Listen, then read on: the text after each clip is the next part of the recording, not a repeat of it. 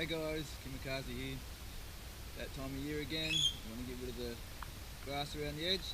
I'm going to run you through how to attach your whippersnipper cable easy and effectively to your whippersnipper.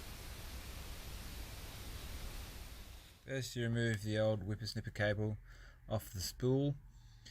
It can be a bit hard depending on how you've put it on in the past, but with the future idea is you cut two pieces of string about 30 centimeters long, tie a small knot in them, and then simply hot glue the string to your whippersnipper cable, making it one piece. Whippersnipper cable is really hard to tie onto the spool, and the string makes it easier.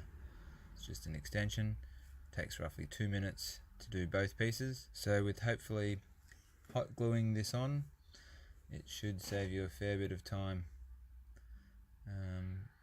The main process when attaching the string to the spool is a basic granny style knot, but you just loop it through another 2 times and it basically adds a bit of grip to stop it sliding around when you pull up the tension.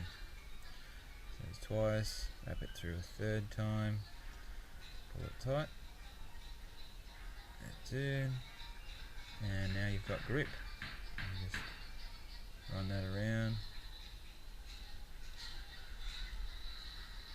I've done about 15 pieces, all just laying in the shed now, so whenever I run out of a strip, they're already ready to go.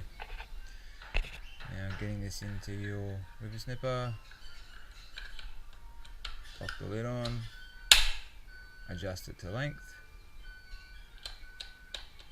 and away you go. So much quicker to put on than trying to wrap the thick whippersnipper cable.